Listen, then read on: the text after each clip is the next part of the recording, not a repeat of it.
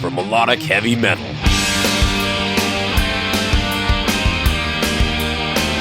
Playing it heavier, louder, raunchier, faster. This is the Signals of Intuition.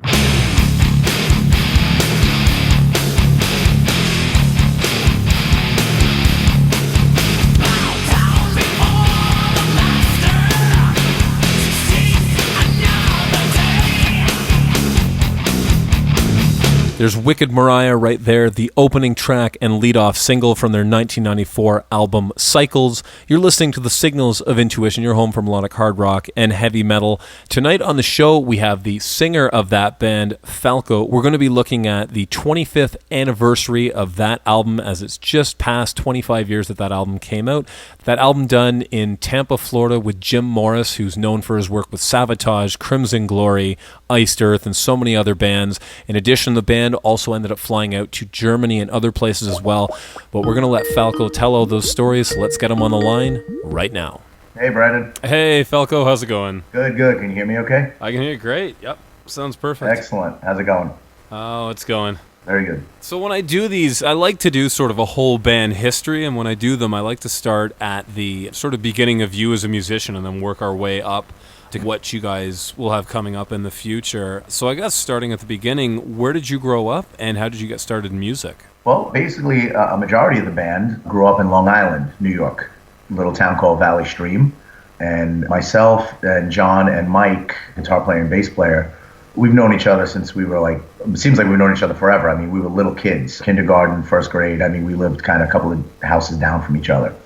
And music for me was never even something I thought of. I mean, I liked music. I was a huge Kiss fan when I was a kid, growing up. I mean, I think every little kid, especially growing up through the 70s, Kiss was just it. And being from New York, it was great. But I never thought about playing at all. But, when we got to junior high school, there was a band in our town. They were called Nightfire. And they were four brothers. And they played all around. And we would go watch them play and rehearse. And kind of everyone started getting the bug a little bit, and John and Mike and their other brother James, who was our original drummer, decided they wanted to put a band together. And we had another friend of ours, a guy named Steve, who was going to be the singer and play guitar, and they were going to be a four-piece. And, they got worked on some songs. I mean, I wasn't in the band yet, but it was basically terrible because, just everyone's learning, picking an instrument and learning to play. And from what I remember, they were going to do a little show in the basement. John and Mike and James had a big basement in their house, and it was perfect. It was set up like you can almost have a stage.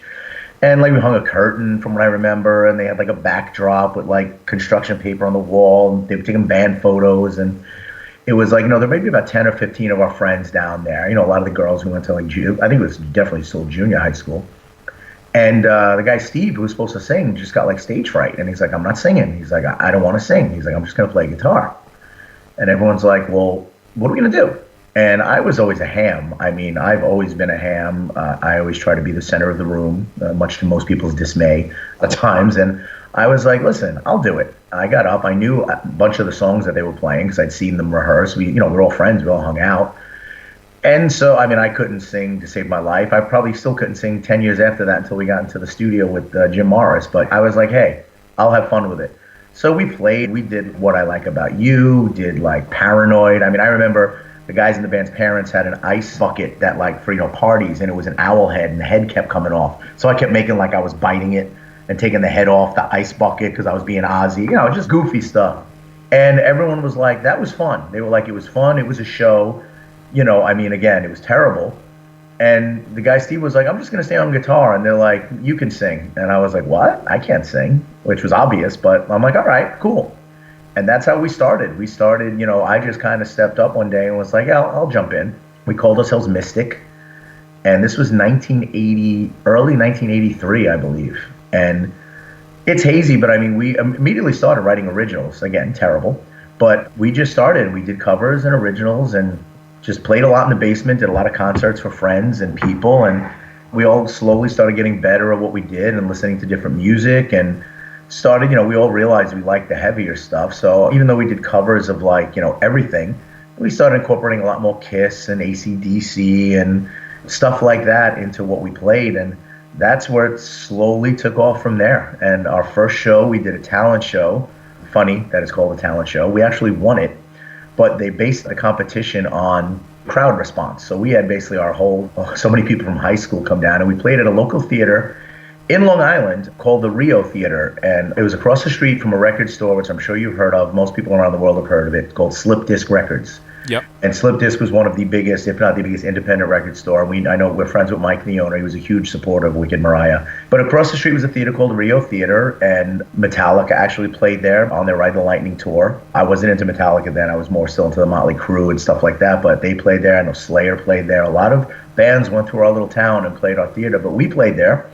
Did one of our originals, which was basically like 3 chords. And we were up against bands who were playing like Rhyme of the Ancient Mariner, these amazing bands around Long Island. And we played our 3-chord cheesy tune. But since we had the most crowd there from our high school, we won.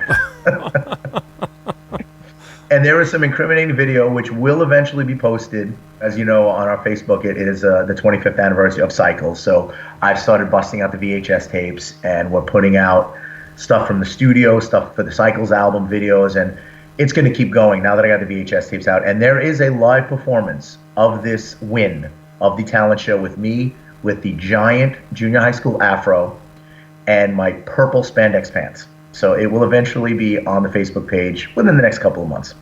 But so this terrible performance won us, not a contract, but the guy who was part of the show decided he would manage us and got us some local gigs opening for a band.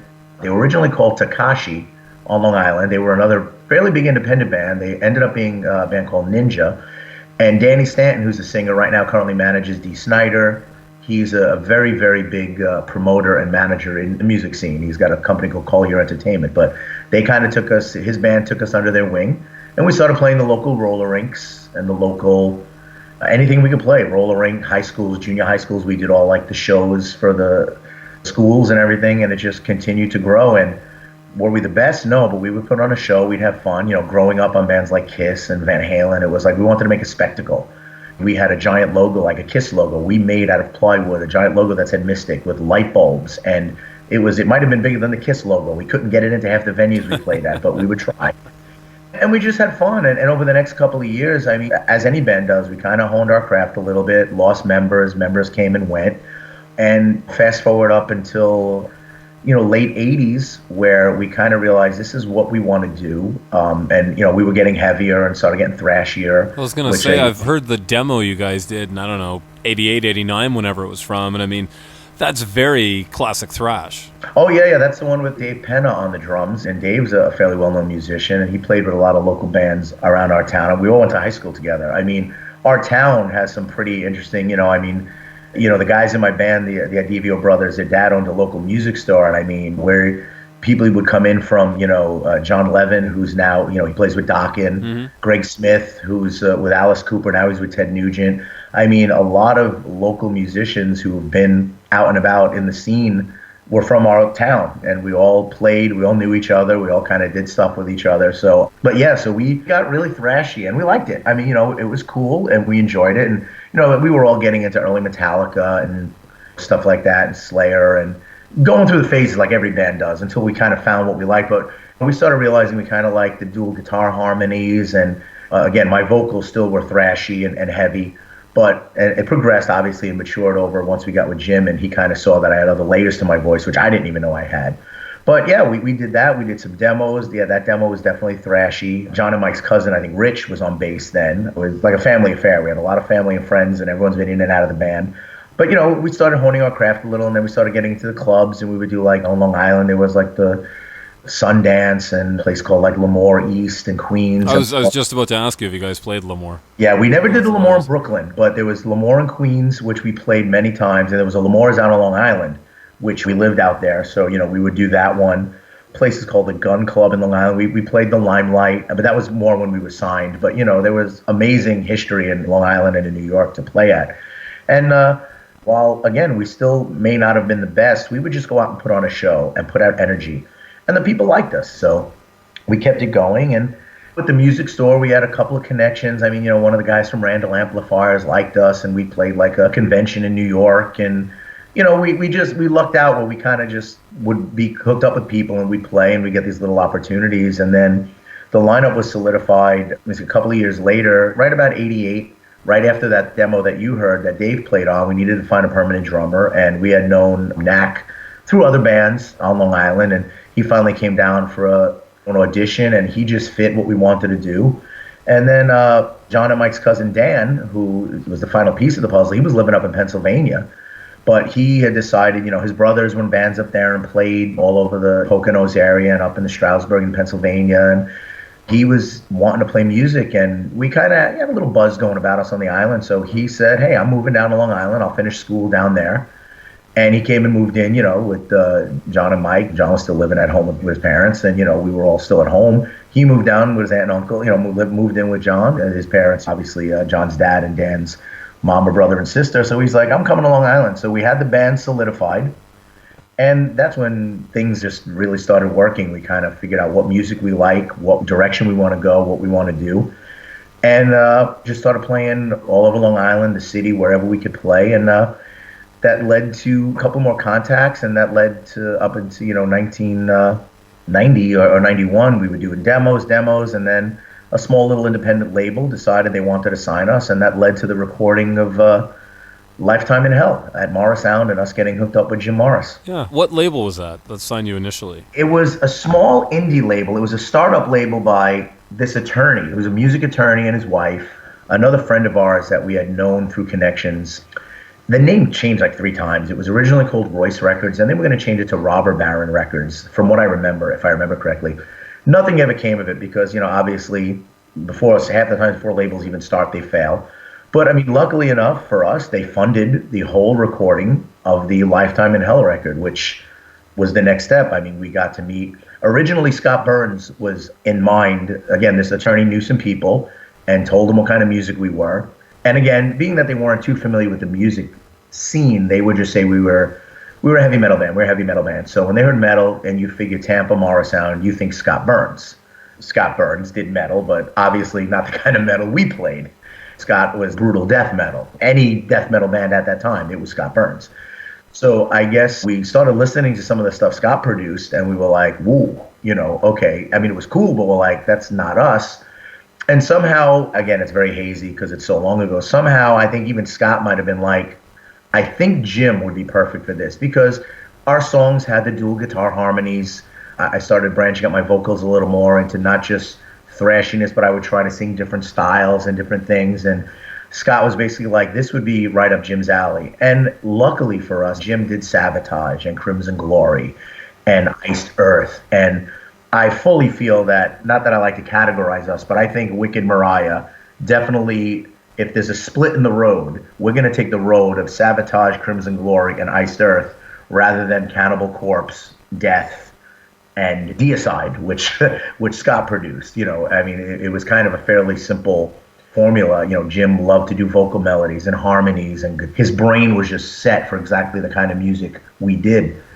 And that's how that happened. The company flew us down to Morris Sound, and we did the Lifetime in Hell record. We did our pre-production down there. We were down there for about 2 months. We did the pre-production, and we did the whole entire album in Tampa in late 90 or 91, I believe it was. And that started the ball rolling. So does the label go under while you're recording the record? No, luckily it did not. I mean, everything was finished, done. We actually, luckily for us, had the masters in our possession. And the label kind of folded in a sense that I even say folded, I'll just say it disappeared, to be honest. It just, one day we were there and the next day no one was.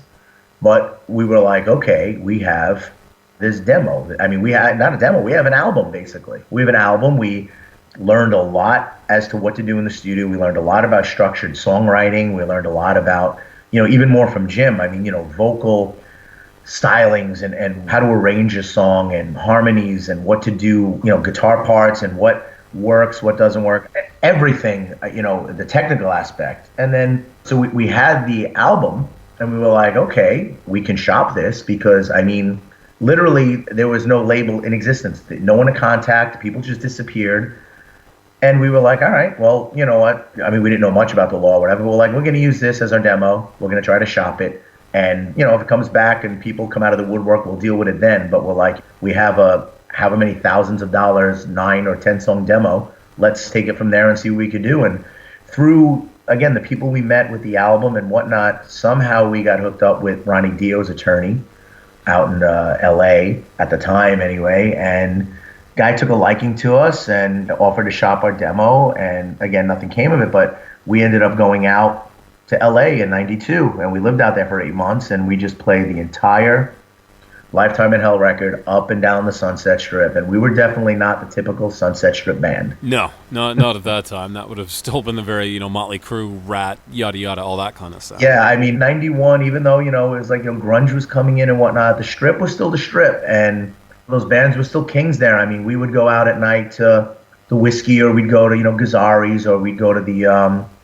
Rainbow Bar. Yeah. We'd go to the Rainbow Bar and Grill, and we'd be sitting there, and there'd be Bret Michaels, or I'd run to the bathroom, and standing next to me, I'm in the bathroom, and standing next to me is John Entwistle. We're just talking, and and then Nikki, one night I remember Nikki Sixx pulled up in a limo, and he had one of the Playboy model wives at the time, and I mean the whole Strip stopped because here's the original guy, and everyone else on the Strip trying to look like him. But he came out and, hey, what's up, but we were doing our own thing. I mean, obviously, like I said, the kind of music anyone who's heard the Lifetime in Hell record knows we weren't doing, Wild Side or Look What the Cat Dragged In. We were playing heavy stuff, which set us apart. The agent that was out there that ran a lot of the clubs liked us, and he put us in a lot of the venues. And it was great because we actually played Lemmy's birthday party, because he was like, wow, a heavy band out in LA. He goes, this is going to be great. And we played one of the venues. It was Lemmy's birthday. He sat in the middle of the club in like this giant throne, and we did the show. We played it, and he liked it, because, I mean, we weren't coming up in makeup. And, I mean, we had hair back then because everyone did. But, I mean, when you end the show with blackout, it's definitely, like I said, it's not Fallen Angel from Poison. Not that there's anything wrong with that, but we were setting ourselves apart, what we were doing out there. And we did create a nice buzz, but again, it was also that time, it was the Nirvana. It was a very weird flux in the music scene with metal. Are you too heavy? Are you not heavy enough?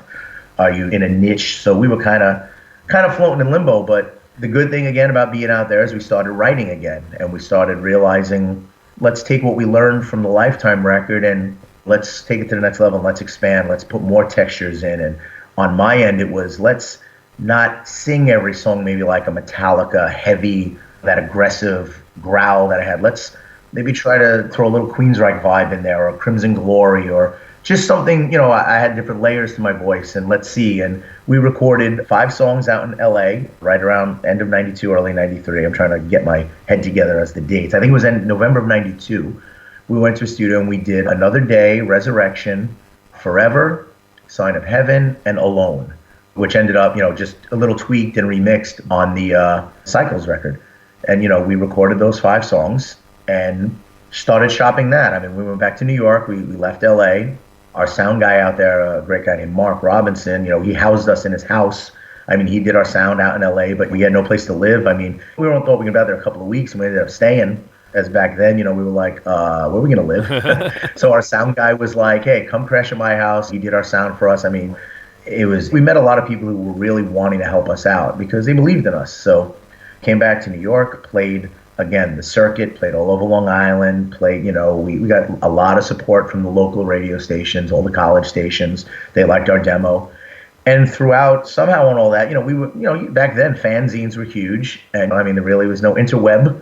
So, we were mailing stuff out, and I sent a lot of stuff overseas. I mean, I can't tell you how many. I didn't even know where I was sending it to, but and through that, all of a sudden the demo went out, and we found out we were in Metal Maniacs magazine in Borovoy. Did a nice write-up. I posted it actually on the Facebook page right when I started doing the post, the actual article in Borovoy's review of us, of that 5-song demo. It's funny because he actually messaged me today because we're still friends. Luckily we have all still these friends in the music business, because I wasn't sure what magazine gave us our first review, and I actually messaged him about a week and a half ago. I'm like, hey, did you do our original review? And then like 10 minutes later I said, hey, never mind, because my drummer, even though I have a lot of the videos, my drummer has all the magazines. So my drummer finally resurfaced. Knack finally woke up from his slumber and got involved in the Facebook message conversation. and sent over the article. And he's like, yep, it was Borovoy. And it was funny because Borovoy messaged me today. He goes, I'll be honest, I don't even remember this. He goes, how long ago was it? He goes, you're killing me. I said, but look, you said it. I go, and you did it, and we appreciate it. But yeah, so that magazine article came out. Pretty positive review. I mean, he had a lot of nice things to say. And apparently, from what we were knowing from, our friends in the business, Borovoy is sometimes known as the curmudgeon. He's not, sometimes he doesn't like a lot of stuff, but he actually did like our demo. Fairly positive review.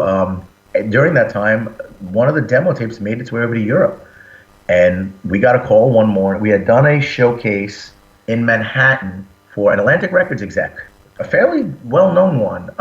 Liked the demo, wanted to see us perform. We did a showcase in CBGB's in New York. We had a killer crowd. Crowd was great. We did what we did. And the guy liked us, but he's like, you know what? He goes, you just might be a bit too heavy. It's a little too metal. And unfortunately, at that time, the term metal was almost like you were afraid to use it. I mean, you did it. There was that time where, do you want to call yourselves a heavy metal band? Should you use the term metal? Should you, And I mean, the guy was honest. He's like, you put on a hell of a show. He's like, you had this place crazy. He goes, the band knows how to perform. You know how to play. You know how to sing. You know how to. It's just for Atlantic Records right now. He's like, the way the music scene's going, he goes, I enjoyed it, but it was definitely too metal. And we were like, okay. I mean, how do you take that, Yep, exactly. I mean, it's a compliment. It's definitely a compliment because we're a metal band. But, then you start to think, okay, with the change in the music scene, is that going to kill us because we are metal? But shortly after that, we got a message from the guy who was running Mausoleum Records, or his second in command. There was a voicemail left on our manager's voicemail.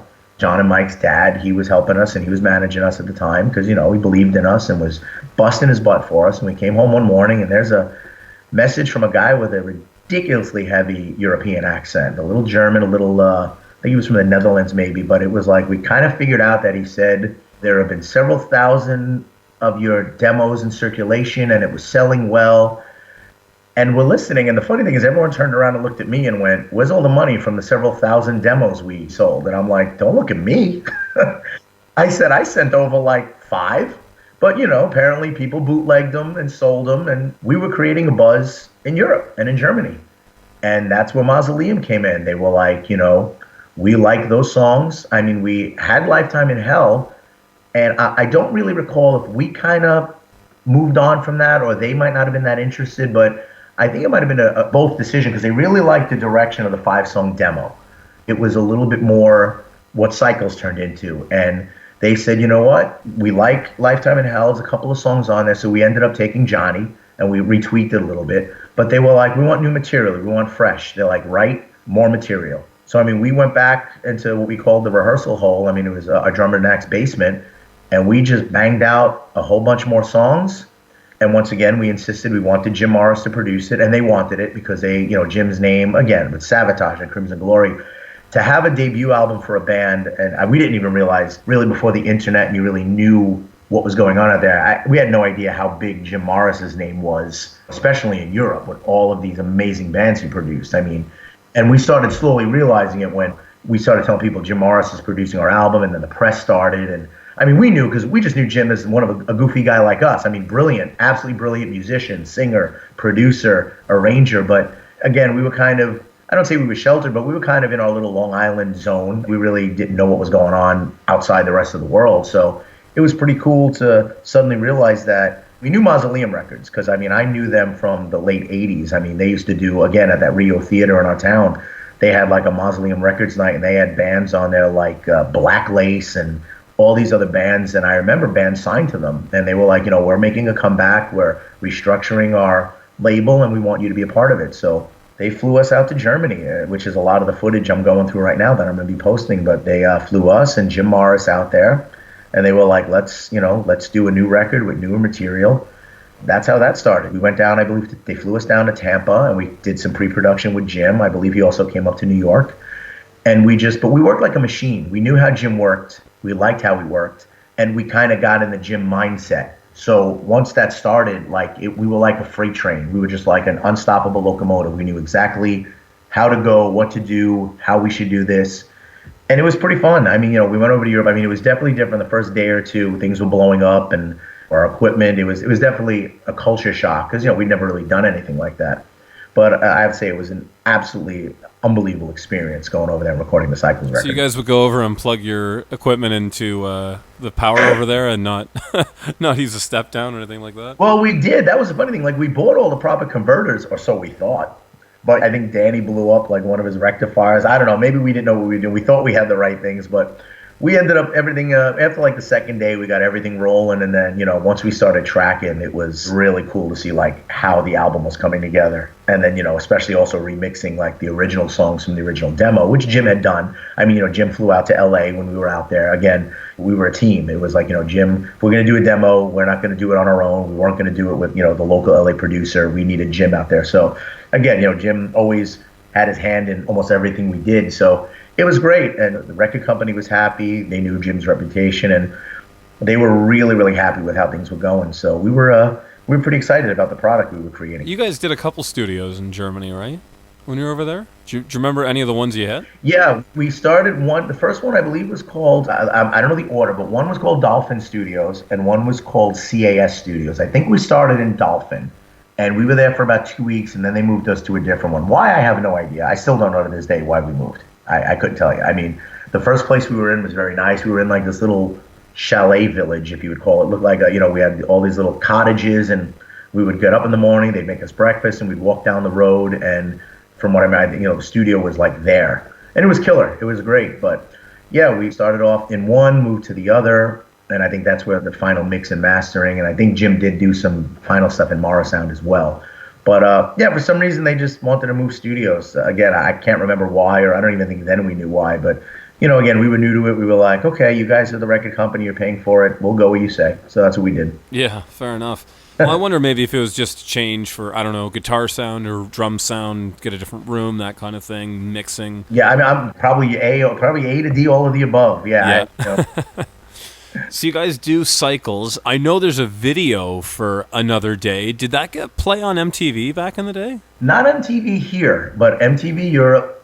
And there was a channel in Europe called Viva Television, which it's wild because we did the Cycles record. And again, no internet really back then. Maybe it was just starting kind of sort of, 93, 94, I mean, we're kind of just getting started. And we went back to New York, we kept playing around the area, and the label just kept letting us know, okay, this is what's going to happen, this is what's going to happen. And then they flew us out to LA to shoot the video. And again, I mean, it's insane, $100,000 on a video. No one does that anymore today. I mean, we were nobody, but they sent us out. We had the guy who directed the video, Jonathan Reese. He did 9 Inch Nails. He did Typo Negative. He did... our makeup and hair artist was one of Francis Ford Coppola's nieces or daughters. I mean, it was insane. Giant soundstage. And I will be posting also on the Facebook page in the next month or two. I've got tons of behind-the-scenes footage from the video shoot, which will be posted. I'll have it all on there. We're breaking out the archives. I've got... Did you guys go around, you must have had a video camera and filmed a lot of this stuff then, eh? Oh, yeah, we did. We always had a video camera. So that's how I've got all of these. Like I said, I'm staring at 7 or 8 6-hour VHS tapes, right? That are sitting right next to me. I'm in my office. I've got my laptop. I've got the converter, the program. I put it on my laptop. That's what I'm doing. But yeah, so we shot the video. We worked on the treatment with the director, over a couple of weeks. He would call up. We'd go back and forth. We were in New York. He was in LA. He'd fax over stuff. That was how we did most stuff, by then fax or phone call. And we shot the video. Now, again, America metal scene wasn't, it was changing. But now we had no idea how Europe was. We were, again, like clueless. So all of a sudden we get a call that, oh, by the way, we're setting up a tour for you in a couple of months. You're going out with Metal Church. Now, you can imagine the response. I mean, going to junior high school and high school every day, all we did was play Metal Church, play The Dark, play, when Mike Howe got in the band, I mean, we loved those 2 records. I mean, so all of a sudden we're like, we're going on tour with who? And the record company's like, yeah, well, you're going with Metal Church. And we were like, wait, what? Because apparently, unbeknownst to us, once they were starting the press over there, the press was going, and they were doing the ads, and they were promoting, Jim Morris produced, band from New York, America, and I guess obviously they were throwing some clips out, and and then when the video was done, the video got some play on the metal channels over there. And again, they didn't tell us. They honestly didn't. The record company decided not to tell us anything. Because I think they knew also that we were basically as green as you can be, and they wanted to see our reaction when we went over there. So, I mean, we got over there and realized that we're big over here. Like, we had no clue. Like, people were lined up. I think we did a record store signing possibly one day. If I remember correctly, again, it's a little hazy, but we pulled up. I remember saying to the road manager, or someone from our record label, I'm like, who's here today for the signing? I go, there's a lot of people here. I go, this is cool. I go, who's signing CDs? And he's like, you guys are. And we were like, wait, what? So we had no clue. And then once we got there, like a day or two before the tour started, then they sent over to our manager all our stuff. And we started realizing, wait a minute, we're being played on radio. The Cycles had just gotten released right to coincide with the Metal Church tour, just a short time before it. So we were as hot as we were getting. We landed there to go on tour right at the beginning of us being exposed, and we had no clue. But let me tell you, we found out quickly, and it was absolutely unbelievable. And people are singing our songs, and we did not realize the scope of what was going on because the company kind of thought it would be funny, I guess, to kind of keep us a little in the dark. And again, we really didn't know any better. But it was, needless to say, a very pleasant surprise when we got there. So did you find that grunge obviously happened to a point in Europe, but it obviously happened, at least as far as I understand, because Europe still maintains that kind of, classic metal kind of sound, is still very big in a number of areas. Yes. So even at that time, it was still, grunge didn't have quite the stronghold, or even, I don't know, it seems like, and a lot of the musicians I talked to as well, who were around during that time and touring and all the rest of it, it sounds to me that like America just almost had a complete backlash against metal and just decided, nope. And meanwhile, Europe was like, okay, well, there's this new thing, but there's still this other thing that we've loved for 10, 15 years. We're going to continue with that as well. Like there wasn't this wall of like we suddenly, and I think Japan did that as well. We don't suddenly just hate Mr. Big or whatever, we're going to continue liking that as well. You are 100% correct, and that is why, and it's funny because it would also lead to down the road, some of us in the band being on opposite ends of the thought process. But, and I'll get to that a little later, but yeah, Europe was like, hey, that's all fine and good, that's great. We like our metal. People are there, and to this day still, maybe not as extreme, but in 1994 when we were over there, everyone had the jackets with the patches. It was still like, I remember New York in 1988, 1987, 1986, where it was, oh no, we're metalheads. We love metal. And as a point of reference, the record company paid a ridiculous amount of money to fly us over to Europe to tour with Metal Church, the amount of promotion they did. And we were playing places with Metal Church, venues that held several thousand people, maybe 1,500, 3,000, 4,000. We did a bunch of outdoor festivals with them. Granted, we were on a little earlier in the day, but there were still several thousand people we played to. You could see that metal was still thriving. Now, today, it honestly is a little different over there. It's not as, obviously, when Lifetime in Hell came out a couple of years ago, we were really hoping to go over to Europe because Metal Church came back with Mike Howe, and it would have been, there was talk of us doing like a reunion, a 1994 redo tour, Wicked Maraya Metal Church once again, and we were hoping to do that. But, the scene is definitely a little different over there. Metal Church, as popular as they are, I won't even use them, but many bands that are still around aren't doing the draw they were then, and it's kind of hard. Like even our record label was like, listen, we love the Lifetime in Hell record, we put it out, we're promoting it, but for what it cost to send a band from America over to Europe to tour, they probably wouldn't recoup the money, because back then when we toured Metal Church, we didn't just play weekends. We did 20, maybe 25 date tour out of 30 days. So there were people packing clubs Monday night, Tuesday night, Wednesday night, Thursday night. And, and they could have been 4 nights out of the week that Metal Church and Wicked Maraya came through. Accept might have come through the next night. Ingve might have come through the next night. But these places were still packed. Obviously now 30 years later or 25 years later, it's not the same over there. So unfortunately, we weren't able to go over and tour again 3 years ago when Lifetime came out. But no, back then, they didn't, okay, grunge is popular. Yeah, we'll play 1 or 2 songs. But man, when I tell you, we go to the clubs and it was, where clubs here will put on, Ariana Grande or whatever. Over there, it was metal. We'd laugh because I'm like, I've never seen this. Like people, their dancing would be just standing in place headbanging to music. The most modern newer stuff they played, because it was becoming big then, they played Rammstein, which they was just starting to become huge over there. And they would just start, but that, if anything, that was like the grunge of Europe, was Rammstein. But other than that, you'd go to a club, and it was Fog, Smoke Machines, and Sabotage, and Megadeth, and they'd play us. I mean, we would go into a club sometime, and we'd be in the rotation. There'd be a Wicked Maraya song, and Metal Church, and Yngwie, and they did not get affected by the grunge scene, which was cool. And to this day, to an extent, it's still Europe likes their metal. And I think that's great, especially their classic metal. Oh, yeah, especially, I know, like Germany and some other countries, just, obviously it's not what it was, it's never going to be. It's not new and fresh with kids and whatnot, but a lot of the people who still love it are still there and still with it. Yeah. I find, this happens to everyone, but I find especially sort of in North America, you get a lot of like, oh yeah, I remember that 30 years ago. And Europeans, you don't tend to get that so much. It's like they never stop listening to the bands that they love. Right. No, exactly. So you do this tour of Europe. From what I read, you guys also went out with Widowmaker? Yeah. Was that back in the States? Yeah, when we got back, let's see, Widowmaker, yeah, that was 95. We, our American booking agent, we got a U.S. booking agent. They were called Ashley Street Talent. Great. They were out of up in the Detroit, the Michigan area. And again, through some contacts, they hooked us up and they sent us out. And we were lucky enough, again, being from Long Island, Dee Snider had his own radio show. And through some friends, there was another local show on Long Island called Fingers Metal Shop. And Fingers is still a huge, huge presence in the metal scene. And Fingers liked us. We went up. I would go up. I would do several interviews. The band would go up there. He'd have us because they like to support the Long Island scene.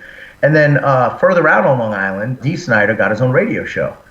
And again, we knew some of the same people, and Dee had us on one night, and we just had a blast with him. And, Dee's, we were kind of like the same, Dee's like a family guy, we were, same thing. We all came from, families he loved that the family supported the band and the music. And we just hit it off. And Dee was like, I'm going out on tour. And he happened to be with our booking agent, but he was like, listen, let me set something up where you guys come out. Which was cool. And we went out with Dee. He took us out. We did about a couple of weeks with Dee. We also went out with Yngwie. Really? Yngwie took us out on the road with him, believe it or not. A Seventh Sign? Yes. Mike Vicera was saying, I have a very interesting story on this. It's funny. And I'm trying to remember, I'm trying to place if it was before or after the Widowmaker tour. My memory's a little hazy, but we were out. I might have been right around the same time, a little before or after. But yeah, I have some very interesting and a unique Yngwie story just in comparison with us. We went out, we were doing some shows, and we did a little mini, our own tour with a van, and, our own, a couple of our friends came out, our crew, and, very bare bones. We had a 15-passenger van pulling a trailer. And somehow our record label exec, Mausoleum had a New York office. They're like, you got a one-off show in San Antonio, Texas. There was a place in San Antonio called Sneakers. And we said, okay. He's like, you're going to be a support for a national act. And we're like, cool, who we opening for? He's like, Yngwie Malmsteen. And we were like, great. Now, obviously, everyone who knows anyone or knows the music scene knows Yngwie's reputation. So we immediately start getting phone calls. Don't do it. Yngwie's going to eat you guys up. He's not a nice person, blah, blah. And we were like, listen, with 5 guys from New York, that doesn't bother us. Yeah. Let's be honest. That's not going to bother us. And if, in all honesty, our attitude was, if he comes up and gives us a problem, one of us is going to probably knock him out because that's what we do. But we were like, nah, listen, we're just going to go have fun. It's going to be cool. We were the easiest band to get along with. So we show up. I remember we show up the day before in San Antonio, and then the guy was like, hey, listen, come down and check out the sound check. So we show up, and we walk in, and Yngwie is in mid-form, ripping everyone apart. Sound guy, band, this, I don't like this. Where's my food? He was the best. He had catering every night, but he insisted on Taco Bell. Oh my God! Which is how, honestly, later on, thank God, that's how we survived the tour, because we ate all his catering. Because he was like, "You have it. I want Taco Bell." But anyway, so we show up and we were like, "Wow, this is gonna be," and we just stood with our mouths open. Even our sound guy was like, "Oh my God!" He's like, "I don't even want to go behind the board. This guy's just gonna yell at me all day." But we hung out, met the band. The band was cool. He had Mike Vicera. I think he had one of the Johansson brothers on keyboards. Barry Sparks was the bass player. I forgot who was on drums. But, great bunch of guys. And then he actually came over, him and his wife. He was married to one of, I think, his He's had 2 wives named Amber. One of his wives is Amber, but she was cool, made us feel really at home. And they just kind of came over. I should say strutted over. He does not walk, he struts. And he came over and he was like, hey, nice to meet you guys, blah, blah, blah. You know, you're playing with me tonight. It's going to be good, whatever. I'm like, okay, cool. So we go on stage, and San Antonio, cool enough for us, had been playing the Cycles record. The place was packed. And we thought it was cool that there were many band names on the wall. Like if the crowd liked you, back then from what I remember the story was, if the band dug you and you were good, you know, you put your name on the wall. So we went on stage, we played. I mean, we went on, and I got to say, it was one of the best shows we ever did. I mean, we killed it. Honestly, it was now we looked a little different too. After the Cycles record and we started touring, I might have fallen into the trap of, you know, the scene was changing here. Some of the guys did the Jason Newsted haircut where they buzzed. And I just shaved my head. I said, we're doing something totally different. I said, a lot of the singers were cutting there, like, you know, Stone Temple Pilots, Nirvana, Alice in Chains. I admit we got a little caught up, and I said, okay. I said, we toured Europe. It was cool. It was great. We all had our hair, and everyone's like, let's do something different. So I'm like, screw it. Shaved my head, kept my goatee, kept some funky braids in the back, kept a little piece in front, kept my sideburn. I said, let's do something totally different. So I went from one extreme to the other. So I kind of looked a little crazy. So we did our gig, and people were like, the place was insane for us. And they called us back for an encore.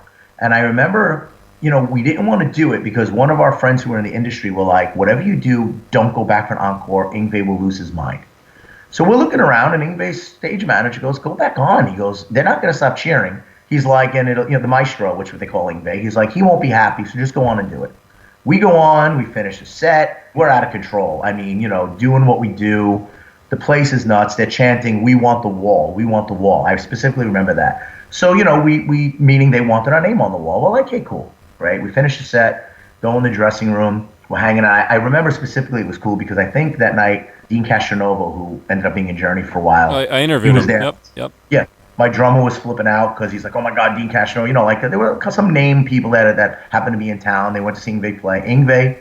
So, we're hanging out, and all of a sudden the road manager walked in. He's like, Yngwie wants to talk to you. And we're like, here it comes. Here it comes. And we're all sitting there.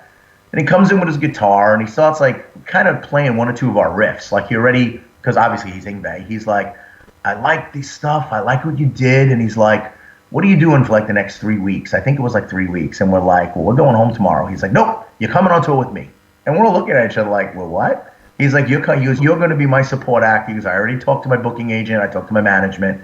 He's like, you're going to be my support act. He goes, you guys killed it tonight. I mean, this stuff where we're looking at each other going, who kidnapped Yngwie and, switch bodies with him? Everything we heard about him. And like I said, some of the stuff we saw, for some reason, he liked us. He respected us. He loved the musicianship. He liked the dual guitar harmonies. I mean, he would definitely, it was like that scene in, when they did the We Are the World for the heavy metal for Hearing Aid. He would want to come in and jam with my guitar players, and they'd both look at him like, are you out of your mind? I'm not going to sit and jam with you and do scales. But he liked us, and we toured, and it's funny because when I started posting this, the remembrance stuff, about what we're doing and the history and the anniversary, someone posted on one of my posts, the guy goes, I remember seeing you guys on Long Island opening for Yngwie, and he goes, Falco went up on stage and sang I'll See the Light Tonight with Mike Becerra, which I did. The tour ended on Long Island, which could not have been any cooler. So we went out, we did the 3 weeks with them, and I got to tell you, it was interesting because a lot of the venues didn't want us because we were not on the package. And then there was 2 gigs where Yngwie actually told the guy was giving us a hard time. He's like, I have a local band playing. And we're like, listen, I would never want to take away from a local band. We were once a local band. I was like, we'll cut our set short, but, Yngwie wants us to play. And Yngwie basically walked in and said, Wicked Maraya doesn't play, I leave, we don't do the gig. And we were like, damn, he liked us that much. I can honestly say it meant a lot to us because he really dug us. So we worked it out with those bands because, again, we didn't want to ever take time away from them. We would cut our set short a little to give some of these, here are kids who were like us, a couple of years before that, who would have given our left arm. I mean, I would have given anything to be hanging out with Yngwie Malmsteen when I was in junior high school, and now here he is fighting for us to play with him. So we did the tour. The tour ended up on Long Island, and it was pretty cool because we played a venue, one of the biggest venues on the island, and there was nothing cooler than, seeing all our friends in high school, people that we grew up with, some people who doubted us, some people always believed in us, and the place was packed. And here we are opening up for Yngwie Malmsteen, who mostly everyone in our school they loved Yngwie. And I did. I went on stage. I said I would love to go on stage and sing "I'll See the Light Tonight," and they let me do it. And a lot of times during the tour, I would go up and Mike and I would split the vocals on "You Don't Remember, I'll Never Forget." We do the crowd participation. He would always call me up and be like, "Hey, Falco from Wicked Maraya is gonna come up," and we'd split the crowd in half. It was just a cool thing. So yeah, so we toured with Yngwie for a couple of weeks, and we ended up in Long Island, and our families were there, and our friends, and Mike and John's grandma came, and Yngwie liked to eat, so she made him a lot of Italian food, and he was very happy because she brought trays of like lasagna and ziti, and we brought it into his dressing room, and needless to say, he was happy. And it was an interesting experience because most people have horror stories touring with Yngwie, not us. I can't talk enough about how great he was to us. That's amazing. It's funny, too, because I've interviewed Jeff Scott Soto, and he was like, yeah, so Yngwie was a thing, So that's... Oh, yeah, believe me. I've read all the interviews, and I can see it. I can understand it. I've watched it. But for some lucky reason, Wicked Maraya in our entirety was spared the wrath of the fucking fury of Yngwie Malmsteen. Oh, that's great. That's great. So it was good. And then D treated us unbelievable. We did some cross-country, journeys on our own. We had opened for Dokken on a crisscross on a one-off. Really? Was that when George was back in the band at that point? Yes. Yeah, we did. It was, and I specifically remember the night. I remember I was under the weather. It wasn't one of my better shows, but I remember it was the night because it was the night Mike Tyson bit Evander Holyfield's ear off. Because after the gig, we were all watching the fight either in the hotel or the dressing room, but we were all hanging out. But yeah, George Lynch was in the band. They were killer. I know we did a crisscross across the country. We did a one-off show with Overkill, which was insane. Oh man, we played with them in Florida. It was we were always huge fans of Overkill, and they're still doing it. They still kill. And we did a bunch of shows with Rat in the Midwest. I think we got to do like 3 or 4 shows with Rat. We opened for them. We opened for Great White as well. So we had some interesting, a lot of interesting bands we played with. And then we, on our own, several times we did a co-headlining tour with a band out of Chicago called Cyclone Temple. Greg, we're still friends with Greg. Greg Fulton, the riff master, the chunk meister on guitar. The guy had a tone and a right hand that just was insane on guitar. But we toured with them. I think it was the My Friend Lonely album they were touring for. We had a great time with them. We did a lot of stuff with them, and we both opened on the Widowmaker tour. We were both the support act for D when we did the Widowmaker for a couple of weeks. So it was fun. This is another funny Yngwie story, I'll tell you. Now you picture you're 13, you're 14, you listen to Metal Church, you listen to Yngwie. These are the gods. Well, when we finished touring with Yngwie, we exchanged phone numbers, which you think nothing's ever going to come of it. Well, Yngwie really liked the Cycles record. And if you listen, I think he did an album called Facing the Animal, and it was a little more streamed down and groove oriented. Well, when I tell you this guy would call me at 3 a.m. at my house, I lived at home, my parents' phone number, the phone would ring. I'd be like, "Hello, Falco man, Yngwie, listen to the new riff that I wrote," and I'd be like, "What the F is going on right now?" Yngwie's calling me at 2 and 3 a.m. to let me hear his riffs. Now, when you're a kid, that would have been fascinating. But, I'm now, however old I am, I'm sleeping because I may have to get up for work in the morning, do the odd jobs we used to do while we were home from tour. It got to the point where I'm like, Yngwie, stop calling me. And who'd have thought at 13 you'd be like, you're going to tell Yngwie, he's like singing lyrics. They give you money, it tastes like honey, I won't fall for your bait. It's like, what do you think of those lyrics? And I'm in bed like, what? I'm like, wait a minute. I'm like, it'd be like, and my brother would be like, I was like, shit, a room. My brother's like, who's calling at 3 a.m? I'm like, it's Yngwie Malmsteen. He's like, yeah, sure it is. I'm like, no, really? And I tell the guys in the band, and I'd be like, guess who called last night? They're like, is Yngwie still calling you? I'm like, dude, he called for like 2 weeks straight. Finally, I'm like, Yngwie, you gotta stop calling me. I was like, the songs sound great, good luck. But he liked us. Again, like I said, he liked us. But I said, who would have thought at 13 I'd be having to tell Yngwie, hey, stop calling me. I don't want to talk to you anymore. He was a character, man, definitely a character.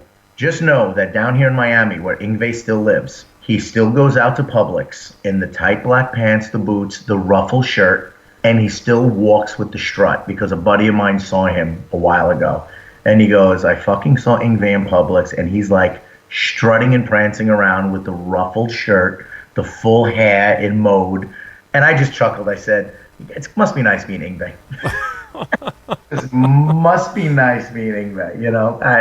He goes, I just had to follow him up every aisle and be like, I can't believe what I'm looking at. And he was like doing the Yngwie walk in the strut and flipping the hair. And he goes, I had to leave. He goes, but I was dying. I just had to look. He goes, I knew you'd get a kick out of it. He goes, because he used to tell us the Yngwie stories. And I was like, I am dying right now. I go, I think I'm just dead. I go, that's hysterical. Okay, so you guys wrap up that tour, that leg, and then you guys change the name or shorten it rather, to just Maraya, and then you guys do No Hope for Humanity. So take me through this next chunk of time now. Well, that was kind of a time when it was interesting, and I've said this in many interviews. We were, as a band, kind of split. Some of us wanted to continue the metal. Some of us wanted to focus on Europe. Look, we could do this. We could make a living doing this. Let's do Cycles too. You know what? My attitude has always been, if it's not broke, don't fix it. Let's continue. And then it was, there was the other faction. Like I said, we all were kind of split. We weren't sure. Then, some of the guys were like, listen, let's make it in America. We need to make it in America. But, at that time, what was making it in America were bands like Better Than Ezra. It was weird.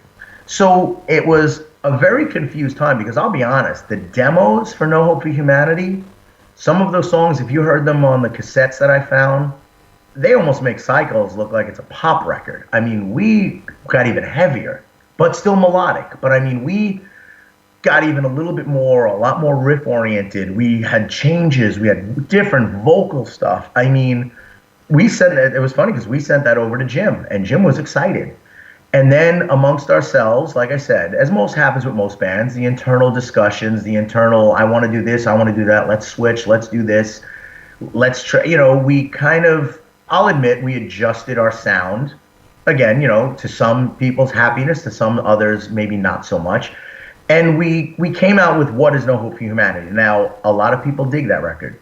I think it's a much cleaner sounding record, and I know you know what I mean. It's not I could see sometimes music in colors, and to me, Cycles is a very deep, like a purpley blue record. It's got layers, it's got textures, it's just got, you put the headphones on and you hear like so much stuff going on. To me, No Hope for Humanity, while I dig it, while I like a lot of the songs on there, it's almost to me like a grayish record. It almost seems very almost like one dimension. It's not one dimensional, but I think you know what I'm talking about. It's drier. It's stripped down. Yes, it's very mid '90s. You guys kind of had sort of the tail end of that sort of hair band. Not to say you guys were a hair band, but just kind of the production style of the big snare and just huge and layers, and like you say, just making something that's massive.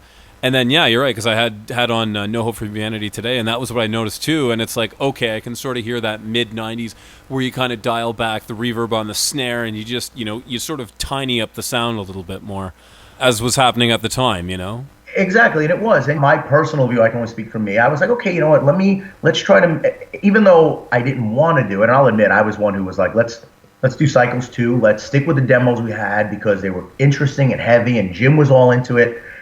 And then it was funny because we got together for pre-production and we started going over the songs. And I remember Jim looked at us and went, "Where are the songs you guys sent me?" And we were like, "Yeah, we made some changes." And he was like, "Whoa." He's like, "Okay." He's like, "We got to regroup. I've got a book full of notes on what I thought was going to be this." And we kind of threw him a curveball. And it was a confusing time, I'll be honest. And I think a lot of bands were going through it. I can only imagine some of the bands who were huge who had to make adjustments because, they went from playing 50,000 venues to trying to, fit 500 people in a club because the music scene changed. But we were kind of like, let's try something new. And Jim got on board. Obviously, he was like, okay, let's see what we can create with what you want to do. And granted, there are some tunes on that record I love. Awakening, I think I can listen to that song 5,000 times. And as different as it is, I think Dear Friend is a very, very cool departure from stuff that we've done. I think just that airy, percussion-y, that kind of vibe. But there's a handful of songs on that record that I really like. Yes, it was hard for me, I'll be honest, because I had just found my voice, which was Cycles. I had found the European metal voice. I was comfortable. I was me. And then now we're going stripped down. Let's try to demetalize it a little. And I was kind of like, hey, what are you doing to me here? We wanted to still be a heavy band, but let's and again, you know what I mean. I'm sure the listeners do too. Let's and so I'm like, okay. So am I happy with a lot of my performance on that record? I'll say no, because I don't think I was comfortable. I mean, Jim brought out, we did it. And again, a lot of people dig the record, and I'm not taking that away from anyone. I mean, it's some of the guys in the band's favorite record. And, we get messages all the time. I love the No Hope record. It's one of my favorites. And, we really like it. And again, that's, I guess, to each their own. They like it. Me, I felt it was a little hard. It's just, I wasn't comfortable on it. And I would have liked the production to have been a little more layered and deep. But again, is what it was. That was the time. And it is what it was. And we were without a label. I mean, we got with Rising Sun Records because, luckily, I believe what happened was Mausoleum, and I'm trying to remember, Mausoleum paid for the No Hope record. They put us in the studio, and then I believe they folded also, if I remember correctly. So again, we were left without a label, but we, again, had a full album. So, and that's how we got hooked up with Rising Sun Records, because we had a full album, and they licensed it, and they put it out. And again, they were still able to, because money was still flowing, I guess, in the European market. They brought us over on tour, and we toured with Skyclad, which was pretty cool. That was an interesting mix. I mean, that folk metal, and they had, at the time, Martin from Sabbath was their singer. So it was like you had his influence, and then the just the folky metal stylings of Skyclad.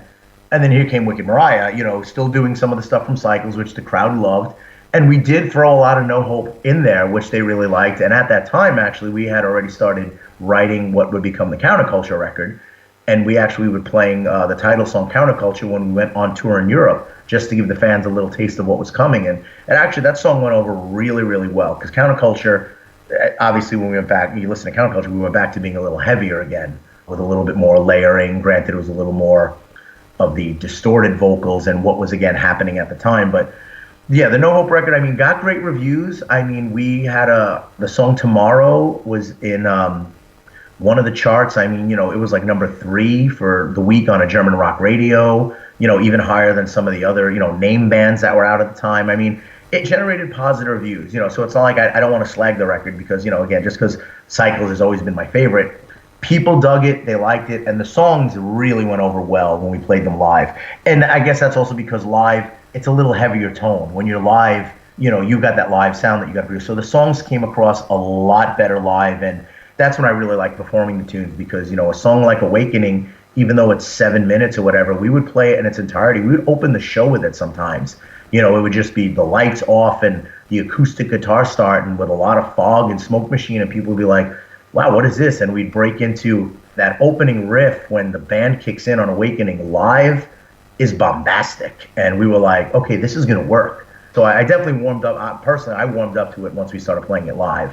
And a lot of those songs translated very well. So great reviews, again, killer reviews. I was just reading over our webpage the other day because I haven't looked at it in a while. And I was like, wow, we got a lot of killer reviews on that record. So it was good, and again, we toured the States as much as we could, crossed the country on our own, and, just kept trying to make it, in what was becoming a dwindling market for what we were doing at the time. Sure. Yeah, it's funny, even 93, 94, like, there was still a lot of fans, and it's just, like, I remember metal almost, like, kind of dying at that period. 97, 98, at least popularly, it just sort of disappeared, and then new metal eventually started to take hold in the late 90s. Yeah, the Marilyn Manson-y sound, the very distorted, like Rammstein really became big, and they had a lot of production and sequencing and sampling, and which we ventured into on the Counterculture record. We made a conscious decision to get heavier again. We realized, what, while the songs from No Hope, even Cycles, while the songs from No Hope and Cycles translated well,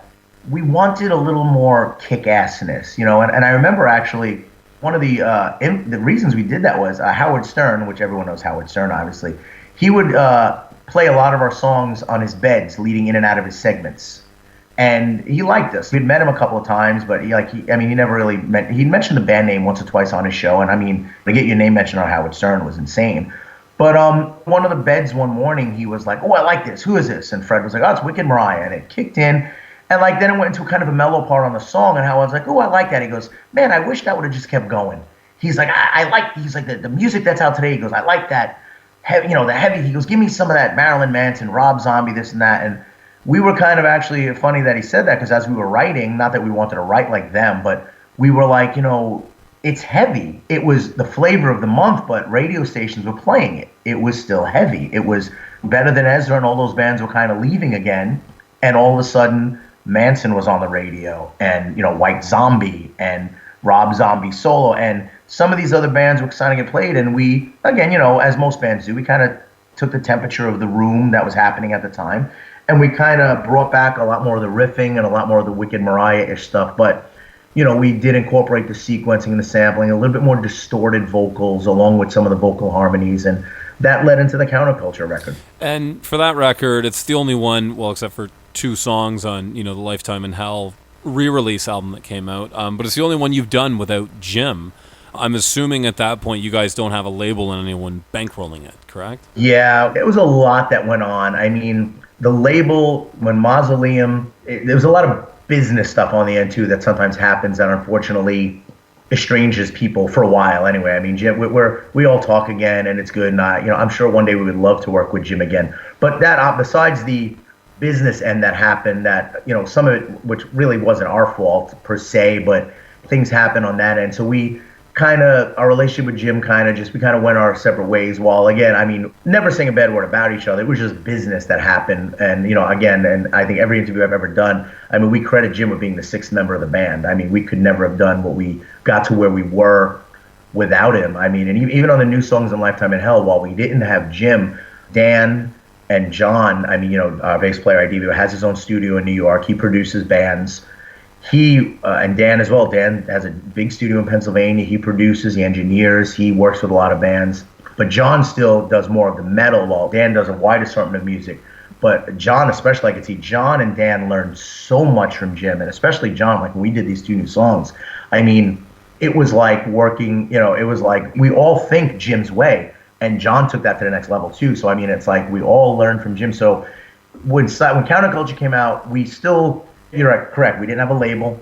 We couldn't even afford Jim if we wanted to. If everything was unbelievably beautiful, it would have just been impossible. So we kind of threw that together quick.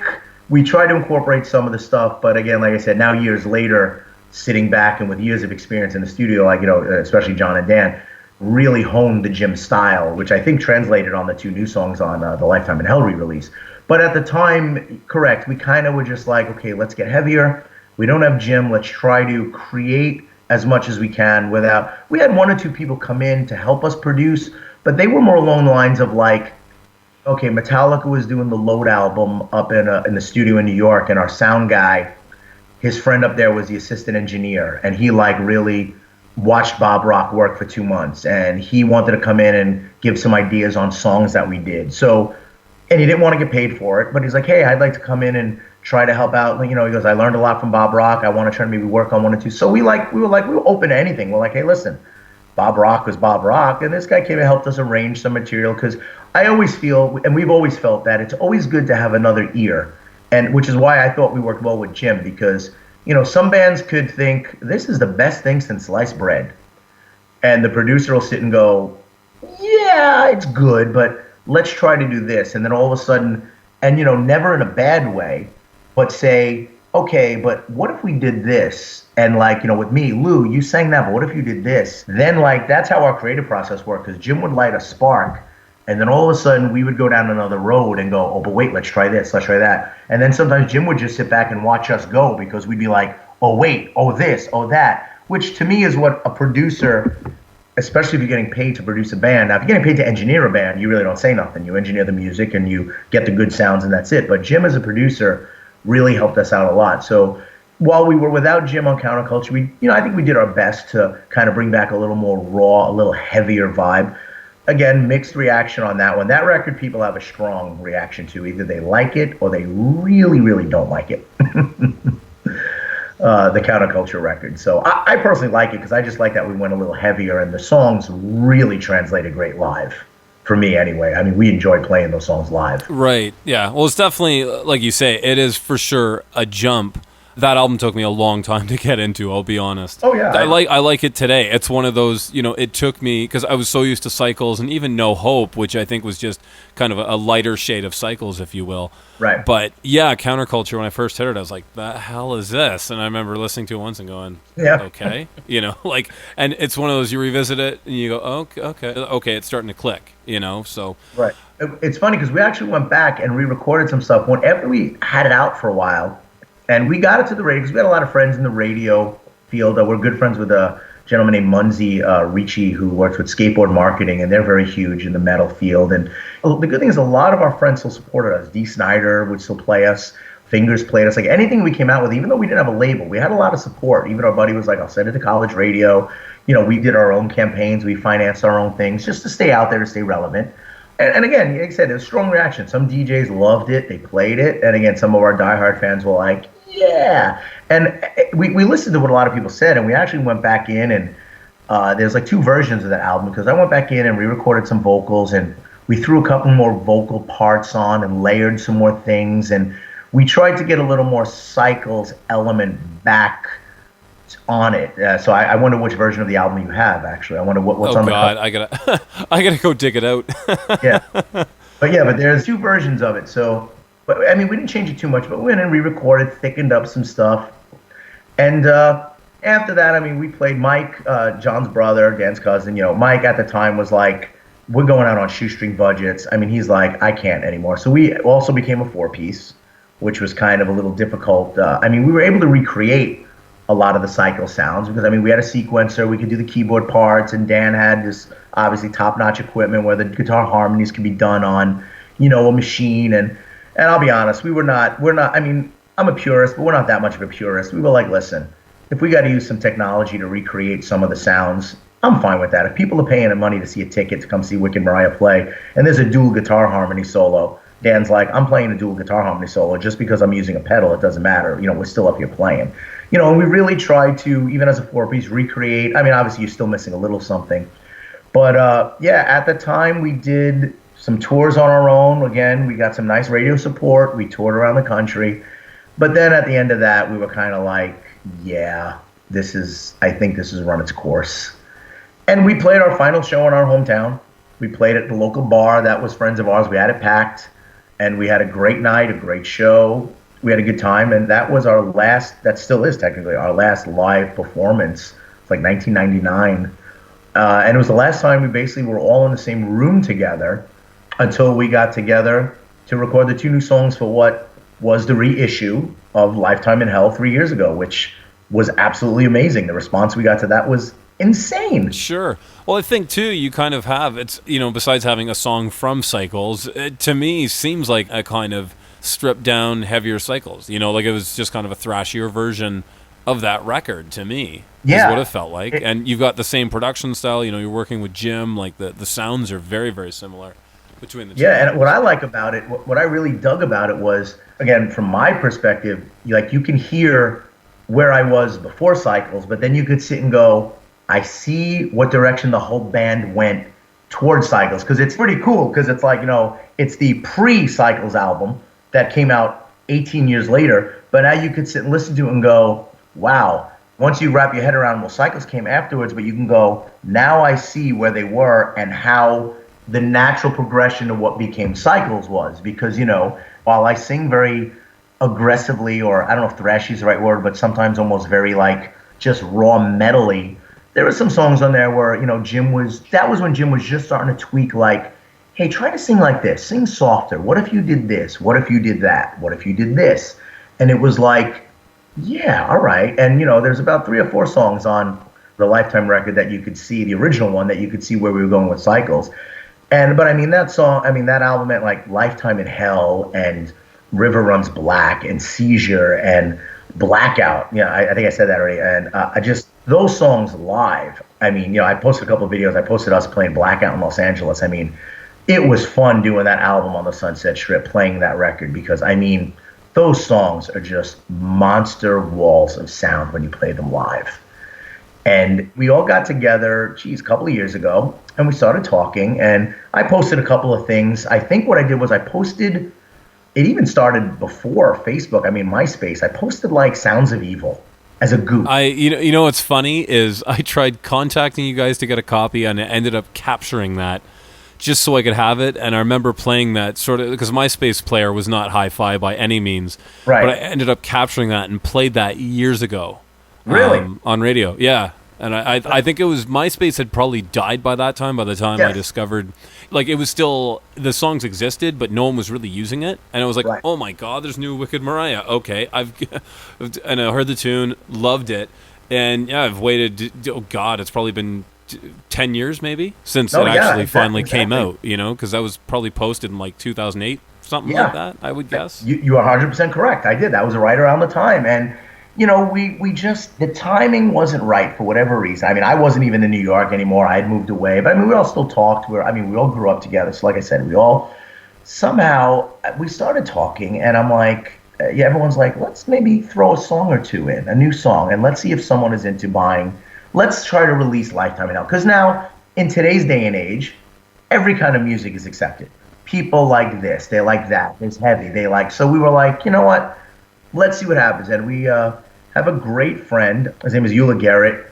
He works for a label over in Europe. I mean, they're definitely the label he does is much more heavier than ours. But he's always been a great friend. And he's like, listen, let me help you guys. You know, he started streaming our music like on the sites we can buy and stuff. And he's like, let me see what I could do for this Lifetime in Hell. He's like, but definitely get 2 new songs there, at least 2. So we did it. We made a wickedmaraya.com, which is out there. Besides our Facebook page, wickedmaraya.com, and I put a secret hidden page that we sent out to, maybe 30 or 40 labels. And we said, click on this link. Here is the link to the unreleased Wicked Maraya 1991 Lifetime in Hell album. And when you clicked on this behind-the-scenes page, there were all the songs. There was the bio on the album. There was all the information. And we said we also will have 2 new songs to go with this album. And I got to say, it felt amazing, the responses we got from labels. It was like, whoa, wait a minute. And people wanted the album. And we had about 5 or 6 labels that were, I mean, I won't say bidding war because it's not like we all went out and bought Rolls Royces or anything. But I mean, there were labels that said, we want it. We want to put it out. This is wild, unbelievable. We didn't even know this existed, which really it didn't. Who would have even known? But Massacre Records, the guy, who was running it, or one of the guys who were running it, was in a band back in the day. I just drew a blank on what band it was. He was like, he's like, let's do this. And he's like, with the 2 new songs, I mean, they offered us a contract that was more than actually we thought we were going to do. And we said, boom, let's do it. So it's on the Facebook page a couple of years ago. But the guys got together in the studio. And I was FaceTimed in, and, I was there, watched the recording. We were doing it. And then when it was time for my vocals, I flew up, and we nailed the 2 vocals. And then we shot the video for Suicidal Dawn up at Danny's studio before it was even built. I mean, we were in an abandoned room. I mean, he was able to acquire, there was a resort up in Pennsylvania called Penn Hills years ago. And the building was decrepit and going down, and Danny acquired it. And this giant resort now is his big studio up there in Pennsylvania. But we took this room and we laid tarp down and we made it look as weird as possible. And we shot the Suicidal Dawn video, which you would never know it, but it was literally, I think it was about 10 degrees below zero in the room. It was in the middle of winter in Pennsylvania. There was like 2 feet of snow outside. And we're shooting this video. I mean, there were giant heaters in that room. I am surprised you don't see the steam coming out of our mouth. But we did that, and it was the first time in I can't talk, 18 years that we were all in the same room together and all doing Wicked Maraya stuff. And let me tell you, man, it felt amazing. And it was like not one day had gone by. We went right back into goofy. You were in a band, the stuff bands do. And basically, we're family, especially all of us. We're like family. We've known each other since we were kids. We went right back into we didn't miss a beat. And it was probably the best 2 or 3 days I had had in a long time. We got together and had a blast and shooting the video and, recording the vocals in the studio. And it was just, we fell right into the groove. So it was really, really rewarding. And the press we got on the album, Massacre did a great job getting it out. We got radio play. I did tons of interviews. The European press was ecstatic. And, I could say the only disappointment was I really wish Massacre would have had the budget to bring us over. Because, like I said, Metal Church came back with Mike Howe for that 11 record. and we were in contact and we were talking and we were like, maybe we can set up a tour. And they were like, yeah, we'd love to do it, and if we can make it happen. But unfortunately, it is the time and the economics, and Massacre just did not have the funding to get us over there. And unfortunately, we didn't either, because it is not cheap to fly a whole band and equipment over to Europe to do a tour and rent a tour bus. But, granted, we all work, we all have our jobs, we all do, but we all had 2 weeks laid out. We were ready to go. We were ready for a 2-week European run. And we're hoping someday we still can, because, we are in heavy discussion with about getting some new material within the next couple of months. John said he's already started writing. Michael said he's got some stuff going. I'm assuming Dan is throwing his 2 cents in, and I'm just waiting to hear the music so I can start getting the lyrics going. But there will be new Wicked Maraya in the next couple of months. Now, how it's going to be released, we have no idea. We're going to do it ourselves.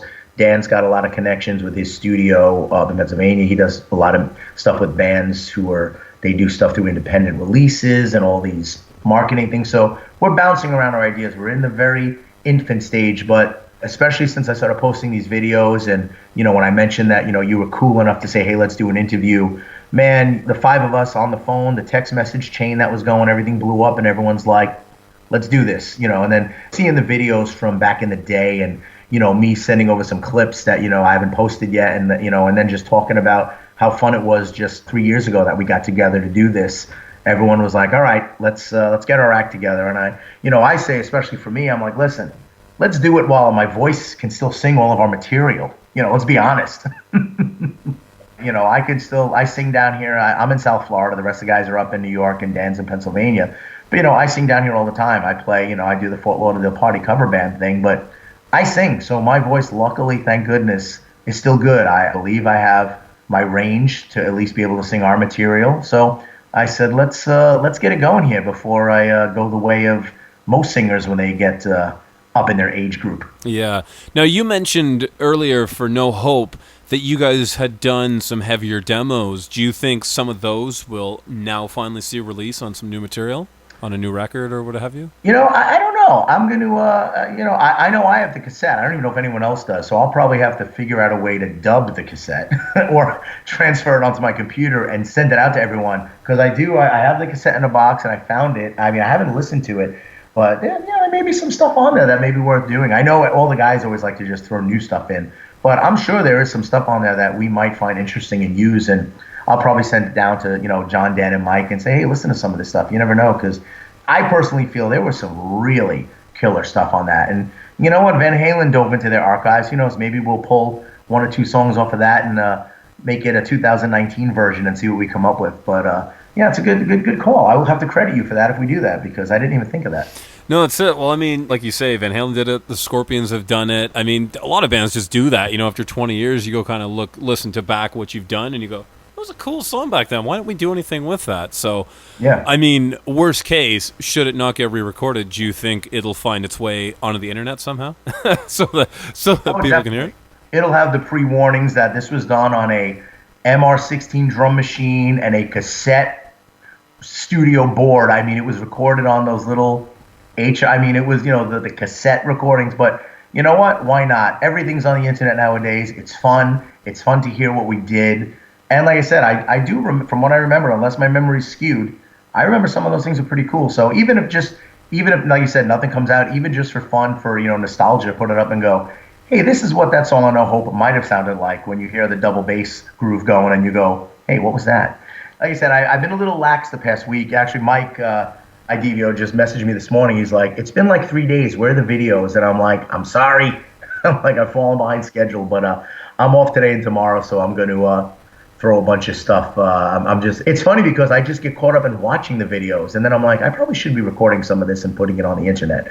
But, and I'm also honestly trying to find, like, everyone was messaging us, put studio stuff, but it took a while to get through, obviously I put that initial clip with our friend Steve Gruden, the singer that I turned our friend. Yeah, tell that story, by the way, when you guys went over to Germany and you guys worked with Steve. Tell a little bit about that, about what happened with him and who he was. Oh, I definitely will. He was one vocalist of the year in Tampa, late in the 80s, early 90s, an amazing vocalist. And we went down to do the Lifetime in Hell record Jim's attitude was always, with backing vocals, okay, I can do them, the band can track to me, the guys in the band, but rather than me double track and triple track and, Klaus Meine, as he liked to say, not that there's anything wrong with it, but he's like, it's a Scorpion, Klaus Meine, Klaus Meine singing all three vocal parts. Well, what's funny, though, just to cut you off on that, is I interviewed Paul Lane. He sang with Danger Danger, but he used to do a bunch of backing vocal stuff for Bruce Fairbairn back in the day. Oh, okay. And so he did Face the Heat.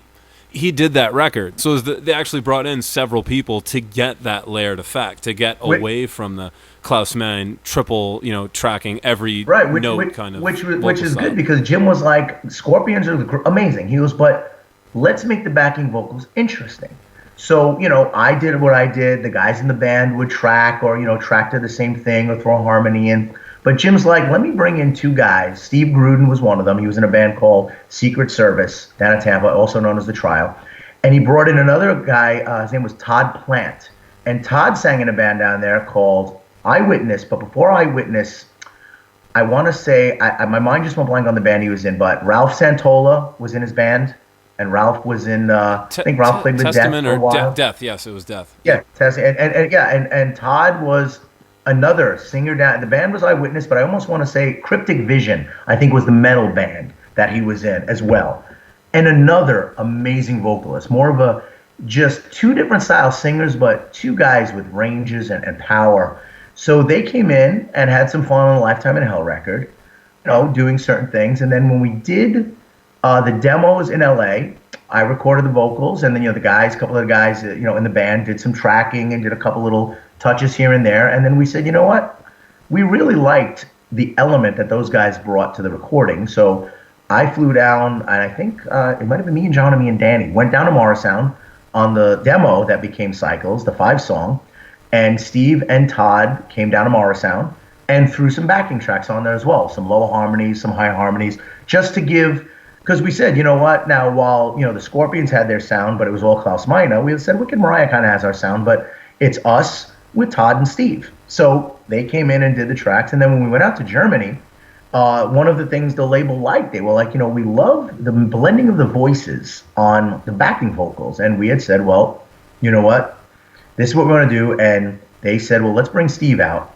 And Steve was just, couldn't have been happier. And they flew Steve out. And there's a lot of footage, again, on the Wicked Maraya Facebook page, facebook.com, Wicked Maraya.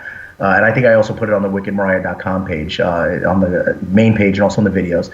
But he came down, and besides being just a sweetheart of a guy, just his vocal power, I mean, you're talking like Steve Perry-ish, just natural power, but a big voice, like a wall of sound. And he came down and did some killer harmonies and double tracked to my vocals, and I sang. We did all these counter harmonies together in the studio, and I just remember being like, I was in awe of him. I mean, always. And then when he came out, Jim's like, okay, instead of him tracking your voice, like, you're going to go in the studio, you guys are going to do it together. And I remember going like, wait, what? I'm like, no. I'm like, I'm good. I'm like, I already sang my vocal parts. And Jim's like, no, let's do this and do this well. So he came out for a couple, it might have been like 2 days. They flew him out, flew him back, he went back and he came and sang on the record, and very emotional going through the footage, because unfortunately he passed away a short time after he came out and did that. I don't even think he got to see the album come out, but he was beyond excited to come out and do it. His band, they went from Secret Service to, I think, called The Trial, and they actually had a record deal. But, unfortunately, like I said, an unexpected passing, and it was devastating. And I say I'm lucky, it's a weird word to use, but I had to go down to do some stuff with Jim for the record. I didn't even know when I arrived the day of his funeral, and, no one in the band knew. Again, the communication wasn't what it was back then. And when I landed, Jim Morris picked me up from the airport, and he said, we have to go to a funeral. And I'm like, what are you talking about? And it turned out, Steven unexpectedly passed away.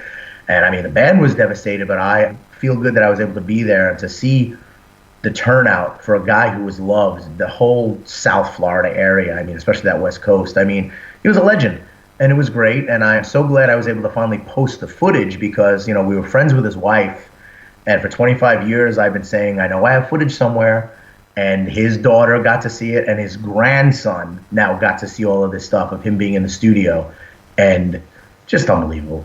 Really, really cool stuff. It's amazing, too, that those tapes actually survived and you guys kept them. Because you think, first of all, how many people just throw out tapes to begin with, but then is it going to get degraded or whatever? And the fact that it's still out there and watchable is, is crazy. Let me tell you, it is, and I got to be honest, and this is going to sound ridiculous because, believe it or not, I had the masters of Cycles and Lifetime in Hell, the master reels. Those got damaged in one of my moves in a flood. So we lost those. I mean, I had the reel-to-reels for Cycles and Lifetime in Hell. However, because I kept everything inside, I always kept everything together, but I kept all the VHS tapes in a box that was sealed with packing tape, that was sealed with a blanket, that was sealed with packing tape again, because I said I don't want anything to happen to these, because someday, and this is funny because I'm like, who knew what technology was going to turn into? I'm like, someday I'm going to release these and whatever, and we're going to have fun with them. And while I did unfortunately lose our masters for Cycles and Lifetime in Hell, the box of the tapes of everything we've ever done survived. So that's why, like I say, I've got so much footage that even though, I started doing it in April because this is the month of the 25th anniversary of Cycles, I wanted to just get it started.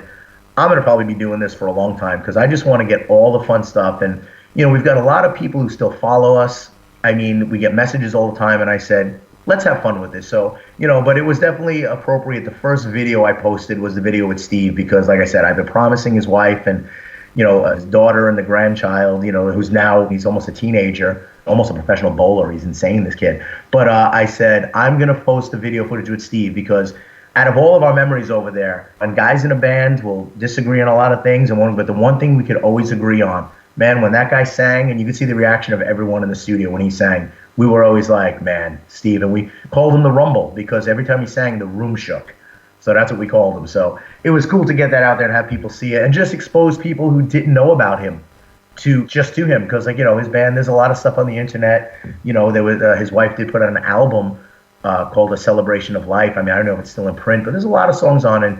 Besides the huge voice, I mean, they were a very summery, fun pop rock band, but his voice was amazing. But, there were some songs that he was deep on and he sang and you can hear that vocal range and you go, wow. So he's one of the, there are a few singers who move me. I mean, a lot of singers have people. He's one of them. Like, I listen to this guy sing and I'm like, you just don't listen to it, you feel it. So I felt it was appropriate to make that first video us in the studio with him. I thought it was pretty cool. Yeah, especially since, like you say, too, you actually got to sing alongside him and have him on your record and sort of experience a part of him that really there's only a handful of other people who got to experience him in that way. Oh, yeah. I mean, I can remember how I felt. I mean, the first time going in the room, we sang together and I was like, Jesus Christ. I'm like, his voice was just monstrous. And I'm like, all right. But I looked at him, I said, all right, Steve. I was like, I'd like to think my voice is strong. He's like, and he was always complimenting me. He's like, dude, your voice is big. He's like, let's do this. And he kind of loosened me up a little because I was always, still am sometimes, a little, as ego, my ego is very big and I could go on stage and put me in front of 10,000 people and I'll feel comfortable. But put me in an intimate setting like that and I'll be a little whoa, doubt myself, because it's so stripped and so raw. But Steve loosened me up. And then, once I started hearing myself and hearing what it sounded like, I was like, this is cool. And yeah, to be able to say that I was in there and we sang together, man, that's just great. You don't get that. Yeah. No, it's funny. It's kind of on that sort of intimate setting of the microphone. I mean, as a singer, I've totally been there. And it's just one of those things that's really hard to get over, too, because, if your guitar playing's not up to snub, you can practice. If you're whatever isn't up to snub, and certainly singing you can practice, but especially if someone doesn't like how you sound, you're dead, because your voice is your voice. Exactly. And, being a singer, I mean, we are in that weird category because, like you said, and it is hard. And even touring in Europe, the first Row Metal Church, it took a couple of gigs. I was, the time changed. If you get sick as a singer, if the bass player, guitar player gets sick, well, unless your hands are paralyzed, you can still go up and play. But as a singer, and it was interesting, and I'll say this, another little interesting anecdote, a lot of the stuff we did with Cycles, we created in the studio, and it was new. Well, it's fun doing that in the studio because you're in the studio. When we got to rehearsals, and then I realized I had to sing some of this stuff live. It was very interesting. It was a lot harder than I thought it would be because, you're in the studio, you're feeling good, you got the power, you're on. That's no big deal. Like, I get warmed up. My range can go from here to here to the fifth floor. I can do this. I'll hit that harmony. I'll do it. Well, when you get to a rehearsal and you might have a cold or it's the middle of winter in New York and, hey, let's do it. And suddenly I got to sing the Legacy. And, around again, but I'm, the octave higher. And I'm like, whoa, wait a minute. How did I do that in the studio? And everyone in the band looks at you and goes, yeah. You're going to be able to do this live? And I got to be honest, it took a couple of shows on the Metal Church tour for my voice to get in the zone because you see the videos from LA, like I'm screaming. My voice is, I even look at it and go, wow, my voice was strong back then. But it was a different kind of singing. It was that raspy, screamy singing. Like Cycles was singing. And I say a lot of times, even like in my band down here, and sometimes my guitar player in my band here gets mad at me, because I tell people, I don't consider myself a singer. Like, Jeff Tate is a singer. Steve was a singer. There are guys, in bands who are singing. I consider myself a frontman, an entertainer who sings. And I know it's a weird way to say it, but to me, there's a difference. Like, I can't go into the studio and say, hey, do a C-sharp scale. I'll look at you and go, I don't know what you mean. I'm like what's called a memory singer, and I'm sure you know what I mean. I'm not very musically talented. I don't know notes. I don't know. Like now in the studio, Jim would say, hey, how about this melody? And he'd sing it, and I'd do it. Or like I would start creating melodies off of that. Like I could hear it in my head. But if you tell me to say, what note is that? What are you hitting? Dude, I don't know. Like even down here, I sing in a cover band. I can't go jam with other bands usually to jump on stage with them because down here, most of the bands tune down a half step now to do cover music. Now, I only know how to sing the songs in standard key, which no one really sings it anymore. But, no, well, I think too, as you age, half step is just, at least for guys, it's so much easier to sing in. Right, but for me, I can't do that because, like I said, now I'm doing cover music. It's definitely not Wicked Maraya stuff, but I'm singing, say a song like, Roadhouse Blues, or I'm singing, Jesse's Girl, for the girls who come down, they want to hear all the 80s stuff. I'm a memory singer. I know how to sing it. But if you say, hey, Lou, drop that song a half step, I don't know what you mean. So every band I play with here now, the guitar players are happy because they love to play in standard because the sound is so much nicer. Those songs sound the way they're supposed to sound, as opposed to, say, Jesse's Girl sounding like Alice in Chains because you tune it down. But yeah, I'm one of the few singers down here. And I don't say it to brag, but everyone's like, wow, how can you still sing in standard? I'm like, well, A, I can, luckily, for the most part, still sing all the songs in standard because my voice is strong enough. But B, I can't sing it any other way. I don't know how to, That's like even with like the Wicked Maraya stuff. Everyone's like, hey, you're going to maybe drop it down a little to help out your voice? I'm like, no, I'm good. I'm a memory singer. So like I try singing our old stuff and, the vocal cords, they remember it and I can still sing it. So I was like, I'm not going to mess with the formula. We're just gonna stay with it. But yeah, so but let me tell you, the first couple of shows of the Cycles tour at Metal Church, some of the songs were rough. I've seen some. There was one video a while ago. Like some of the songs sound great, but there are a couple of songs where I watch it and I cringe and I'm like, damn. But then like as the tour went on, like I felt comfortable and I'm like, okay, how do I go into this note and how do I sing this? And then I got the hang of it and I was like, okay, I'm comfortable now, But yeah, it was definitely interesting, And as a singer, like we said, if you're sick or you got a cold, there's no mercy. You don't get the mercy. The singers don't get the compassion from the rest of the band. Yeah. It's like, what happened? You did this 2 weeks ago. Why are you not doing this tonight? I can play the same drum fill. Yeah. Yeah, well, how was your voice 2 days ago? Did it sound like you just, chain smoked and been up all night? Yeah. But again, they're the drummer. No one cares what they sound like. And I told my drummer, I'm like, dude, you could pound your drums every night. I'm like, and it's great, but it was hard. And that did affect like how we wrote the music, and we actually had a good discussion on the new tunes we were writing. Like we sat down and I told John, I was like, I go, this is the keys I'm comfortable singing in now. And he's like, oh, yeah. But we've known each other for so long. He's like, especially from the last session, he's like, I got your voice. I know what we're doing. He's like, I know exactly how we're writing. He goes, it's going to be perfect. And I'm like, all right, great. I trust those guys. But I said, I'm like, don't be writing in any weird, ridiculous key where I, got to be like, I'm like, I can still hit them. But I'm like, let's get the meat and potatoes of what I can sing here. So. Yeah, very, very cool. Well, I certainly really look forward to hearing what you guys come up with. I mean, the 2 new songs on Lifetime and Hell, I thought seriously could have been on Cycles if you just tweaked the production slightly. Yes. They were very much in that vein. And I think as good as Counterculture was, I think the Wicked Maraya sound, and probably why you went back to the original name, is kind of in that Cycles record. Well, yeah. You know what I mean? It's kind of like the encapsulation of what you guys were. At least that's how I took it. Well, no, and you're 100% dead on. We had a discussion, and I brought it up. I said, listen, it is now 18 years later from whence we did our last stuff together. I said, the music scene is totally different.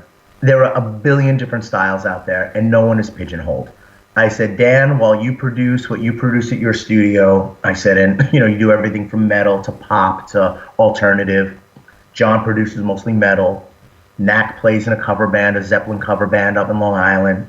I play down here, like I said, I go from playing Enter Sandman to Jesse's Girl to Blister in the Sun to Crazy Bitch. I mean, I play all different music, but I said, the one thing the 5 of us were together, and I said, we always agreed, we told Mike too, you're coming out of retirement. We're not doing this as a 4-piece. We're doing this as the 5 of us. I said, Wicked Maraya has a sound. We are going to write, and we're not going to write for what's out there today, like we did for No Hope with, well, this was the scene, this was the style. When we did Counterculture, it was Marilyn Manson. I said, if we're going to do this, and everyone in the band agreed, I said, we are going to get in the Wicked Maraya mindset, because Wicked Maraya is Wicked Maraya. People like the band. I went through all the reviews. I sent the emails out to everyone. I'm like, read what these people said about this album. I go, we're in a different place in time right now. It doesn't matter. We're not trying to do this to make our living. We're doing this for us, and also to give the people who like us, and just to do it, because I like to think we're still relevant. I think we have a lot of good material left in us. But I said, what we're going to do, and that's what we did for those 2 new songs. And dude, you hit it right on the head. I said, let us get into Wicked Maraya mode. What Wicked Maraya does, not anybody else, not this influence, what do we do? And I really think it came across on those 2 new songs, because I thought, especially Suicidal Dawn, Fall from Grace, I busted John's boss, let's just do something heavy. And he was like, all right, because we kind of had that floating around. That actually, Fall from Grace, that Fall from Grace was, I believe I'm going to say, that might have been one of the songs from the demos that turned into No Hope. I'm going to have to go back and look, but I do think now, because I just remembered that we rehashed it, but now if I remember correctly, that might have been one of the ones. No, it actually was called, it might have been called Fall from Grace, or we might have called that song might have been titled No Hope for Humanity, and then we changed the title of it, because we already had the album. But so you're sparking my memory here now, and you just opened up a little door. That may be one of the ones from the demos, and because it was heavy, but we tweaked it, so we kind of brought that up. But Suicidal Dawn was new. Suicidal Dawn was written basically right when we were doing this. And you're right. Suicidal Dawn especially, if it had the Cycles production, I think that song could have fit right on Cycles, right in there between Winter's Garden and Forever. Yep. Exactly. That was the first thing I thought too, was like, oh my, because obviously the rest of it has the slightly different earlier sound, but then you hit that song and it's almost like you listen to that and it's all right, Cycles, you can start another day right after that song ends, Right. And that's what we wanted to do. I said it was kind of, with the interviews I did for the Lifetime record, I said, I wanted to make it a bookend. We wanted to make it a bookend. Here is the very first Wicked Maraya that never got released, and now here is the most recent Wicked Maraya, and this is what we sound like, this is who we are, and this is what we're going to do, and this is what we're going to do from this point forward. Obviously, Cycles has various stuff on it. We experiment, we go, but you know what? It's still Wicked Maraya. It's not some of the other stuff where, we went way in left field.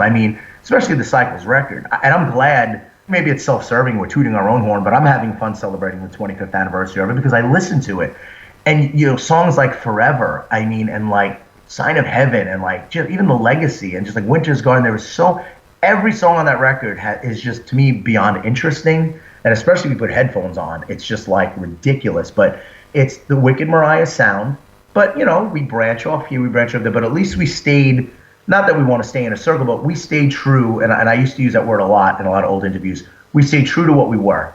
And I think we really did that on the 2 new songs. We said, let's just write what Wicked Maraya is. And especially when Suicidal Dawn was done, we looked at each other and I went, Well, damn if that isn't something we could have written in 1994, but not in a bad way.